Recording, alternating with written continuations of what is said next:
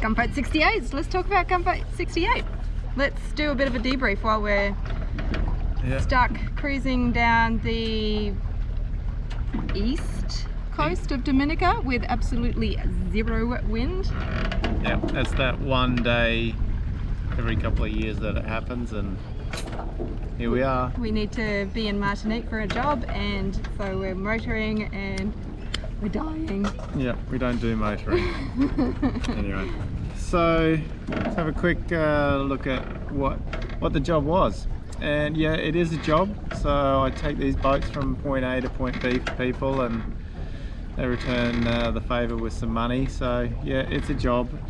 And it's usually more than that though. It's more than taking it from A to B. There's usually a job that they need you to do. Yeah, there's usually a million either at the beginning of the journey or the end. Yeah, I've either got to fix it to get it going, or it's going somewhere to be fixed. And in this case, it was going somewhere to have work done on it. So there was a timeline that we had to meet, because we had yard dates, crane dates, people flying in dates, blah blah blah blah blah. So yeah, yeah. And there were a few delays already, so there was definitely a time restriction. Yeah. So you know, that's the joys of these jobs. There are time limits on it. You can't take all year to get a boat from point A to point B. So we had a Gunboat 68. There was 5 of us on board, all professional crew. The job was to get the boat from Antigua to Toulon in France, which is in the Mediterranean side. The first call was to do it in one shot without stopping, and we had enough supplies and everything on board to do so. And our routing was all good in that the time spent was, you know, very reasonable. You know, we weren't spending months at sea, so it was a very doable thing to do it all in one shot. Of course, as you've seen, there were some things that happened. Didn't turn out that way. Yeah, and like anything, whenever you go boating, there's a million things that can happen. Obviously, we hit something, then the weather went bad on us. There's a million and one things that can delay a trip, and we managed to get 2 of them on this one. But of course, we worked around that, no dramas. Yeah, and I think the purpose of the video really was to show what it's like on a delivery like this, and what a professional crew would do in those situations and stuff. And so, you know, I think we're quite happy with how it turned out. Yeah. So there's quite a few questions about how the dagger boards were set up on the boat. This is a fairly complicated subject, and I've got to break it down fairly quickly for this, because I guess it's going to take a whole video to sort of go through how dagger boards should and shouldn't be used. I do a fair bit of crew training on these sorts of boats as well, because obviously I've got a fair bit of experience on big multis. And even the crews on the 68s and the HHs and things like that, we get a lot of new crews come through. And one of the things that I do is go through teaching them all the finer points as to when to use boards, not use boards, when to use windward boards, leeward boards, blah blah blah blah blah. It's a pretty long thing, but it comes down to more a fact of, like Anna said the other day, when don't you use your boards is probably the best way to explain it. Yeah, the question was, when do you put your dagger boards down? Yeah, well, they're always down. It's when do you pull them up? When don't you need your dagger boards would be a better question, I think. Because at the end of the day, the only thing that really stops you going sideways and gives you something to turn around is your dagger boards. So they're a very important piece of equipment on the boat. It's when you're in situations when you can pull them up to reduce the drag, or reduce the twitchiness, or reduce the effect of the dagger board is probably the easiest way to explain it, but that's a whole nother video that we have to, I guess, do in the future. The other big thing that you would have seen was, yet again, 2 Atlantic crossings in a row, and 2 Atlantic crossings with one rudder. You know, there is a lot of luck involved in sailing, fortunately or unfortunately, whichever way you want to look at it. And sometimes the luck doesn't go your way, and incidents happen, and you lose rudders. In my case, it was kind of nice in that all the experiences are still quite fresh, so setting the boat up, and it was just the same with the Gunboat as it is our Katana 42. The same principles apply. It's still a sailing boat, it's just bigger and faster and more expensive, but the same principles apply. you have to balance the boat to make it work. You've got one rudder now, you're slightly compromised, you have to accommodate for your new situation. We imposed ourselves speed rules on that boat.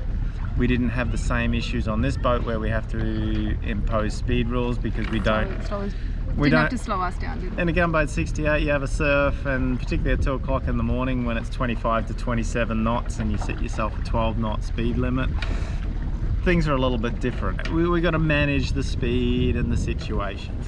Did you find that you were trying to slow down a bit? Like it was more, you know, with Pikea it was sort of trying to just maintain those speeds, Yeah, so we had maintain the steering. Yes. In the Gunboat, did you find that it was more a matter of, we need to slow this bus down?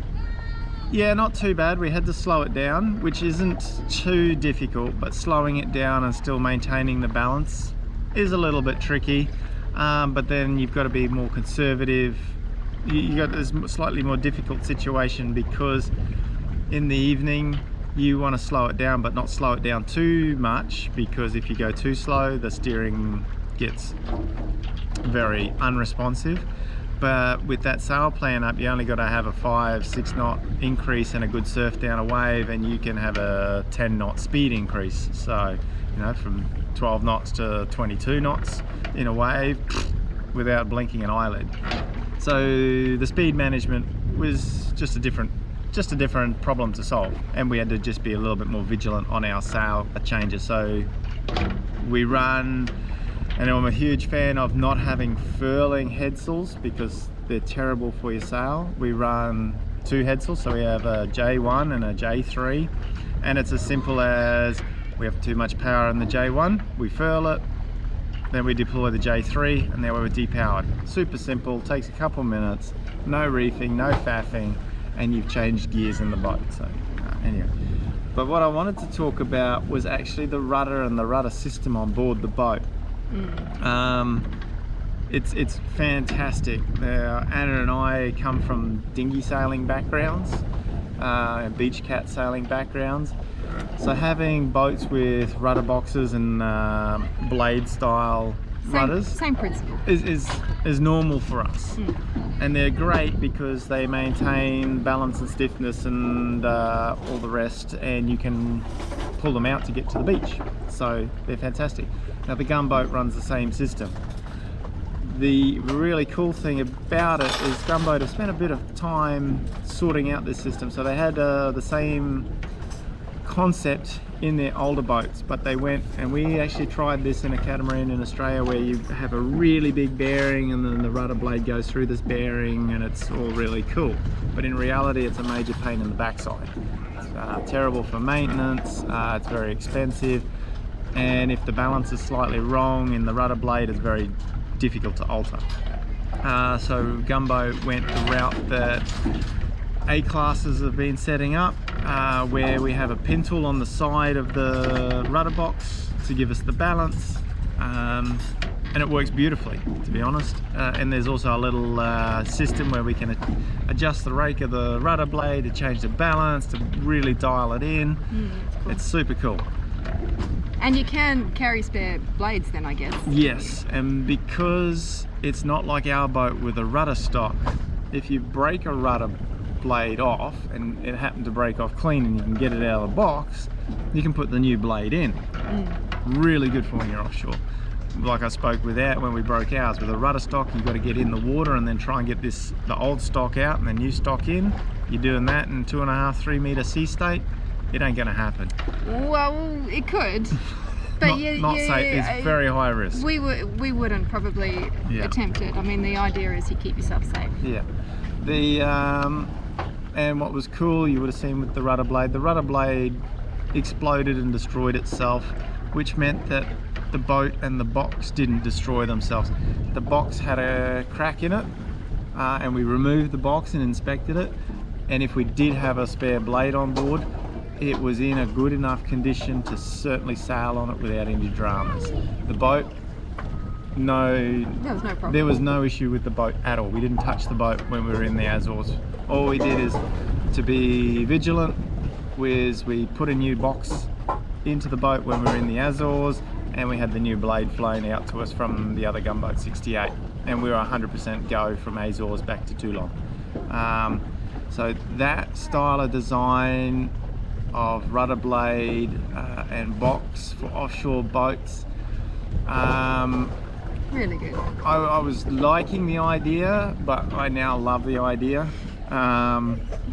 Just trying to work out how we can put it on pike here. Yeah. Retrofit something. To be honest, it is a much safer system, but there are other boat manufacturers that run this system and they have done a terrible job of the same setup. Yeah, so not all boats are equal in that Not all boats and not all rudder boxes are created equal. So please don't get me wrong, there are other boats out there that have done a really bad hash of this, and they're nowhere near as good at keeping the balance and the structure and all the rest of it.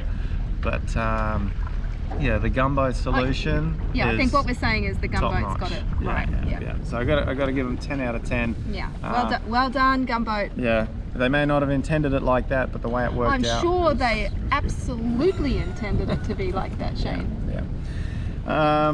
The slave ring thing. So I also showed the slave rings, which most people have never seen before, and lots of questions about why not a clutch. Why not a clutch? Well, if you've got a sheet on a winch, you ain't gonna have a clutch. If you've got a spinnaker sheet or a J0 sheet on the winch, you ain't gonna use a clutch, so that ties up a winch. If you've got then also a jib sheet because you're double headed for some reason on the other winch, all of a sudden you're locked out on one side, and you need to pull the dagger board up, which is on the same side as those two locked out winches. Then you've got a cross sheet from one side of the boat to the other. So all of a sudden you've got two sheets which don't have clutches, and now you need to cross sheet. We don't use our clutches while we're sailing. Yeah. Do we? Yeah, you don't clutch a sheet unless you know it's safe. And certainly you do not ever clutch a sheet on a big flying loose luff sail. Yeah. It's just asking for disaster. Well, I've been upside down in a multi-hull because of an override, which is as good as a clutch. You need to be able to release anything at any moment in a hurry. Yeah. So the kids, even the kids know on the boat, we put on the winch, and you leave the clutches open. Yeah. And while we were parking the furlers on the winches, yeah, that's an aesthetic thing that a simple solution to get around. It was a small point that we want to get over on these boats by just putting some simple cam cleats in there, where you just put the furling lines into cam cleats. Sorts it out really nicely and easily, but it's an aesthetic argument. But anyway, that's a whole nother discussion. But yeah, we park them on the winch just so they don't deploy, particularly when it's windy. And there's other methods we use with quick half hitches and things like that, but they're not as secure. Yeah, there's a million ways to skin that cat.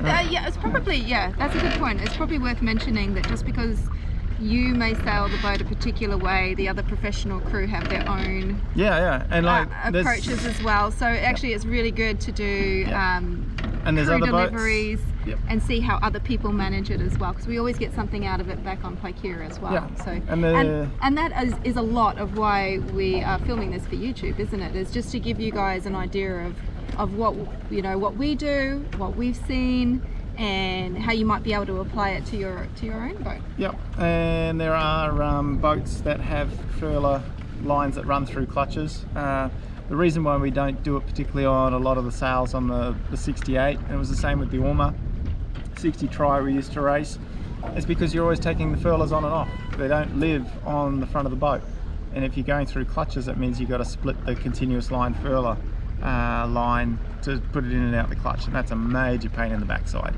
So it's a little bit of the situation. We're not just using standard stuff that you've seen on boats from 30 years ago. We are using new modern gear, and we do take furlers off the bow. We keep it clean and all the rest of it, so one, it doesn't get smashed in the waves and stuff when it gets gnarly. There's no point smashing stuff up if you don't have to. So yeah, we put Pack it away. Pack it up, put it away. and then Yeah. bring it out half an hour later when the breeze changes. Yeah, that's right. But you know, that's the goal That's of what it. it is. So what did Anna and the boys do while I was away? Because I was actually away for yeah, actually, because that's really long time. we wanted to just have this as a bit of a debrief for the Gunboat 68 and hopefully answer some of your questions. Next video coming up is Shane on a Gunboat 62, which was it was a good comparison for you because it was deliver the gunboat, quite a long trip with all of the with all the pit delays. Work on the boat when you got to Toulon, jump back on a plane to the Azores, and then take the 62 back to the same boatyard. So that's coming up. And in the meantime, the kids and I left them on one island and met them on another. we took the boat from Antigua down to Guadeloupe because it was hurricane season and we needed to start moving the boat south. And we had a rather exciting discovery with those chain plates that we had in Las Palmas that weren't supposed to go anywhere. Yep. We're going somewhere. Yeah, they were starting to move again. So we have some cool stuff about, we rebuilt the chain plates. We've rebuilt the port one because it was a big issue, and we know why and all the rest of it, why it started moving again, blah blah blah. I think we have to do the other side now, but that was replacing the bulkhead inside and putting new composite carbon chain plates. So a really cool project. So well, for one of us it was. It was very cool to film. It was very cool. To put it together. It was very cool to watch Shane work hard on that one. He did a beautiful job, as he usually does. So worth sticking around and watching those ones. So Gunboat 62 coming up, and carbon chain plates, and we have our rudder stocks finally from SeaTech. Thank you, Alex and boys and girls, Lynn. And we're going to get started on that soon too. So I don't know, subscribe. What else do you tell everybody? Our websites. Yep, have a look on our website. You probably haven't heard anything about our website, have you? I don't know. Yeah, we're not very good at promoting ourselves, but we do have a website. We have a members group, so you can see what we're up to. We put a lot of our photos on our projects and stuff online. Yeah. And even if you are just curious, we do try and put a newsletter out every week and just let you know what we're up to. Members get obviously a little bit more info, but yeah, so stick around. Quite a lot more info. Stick around.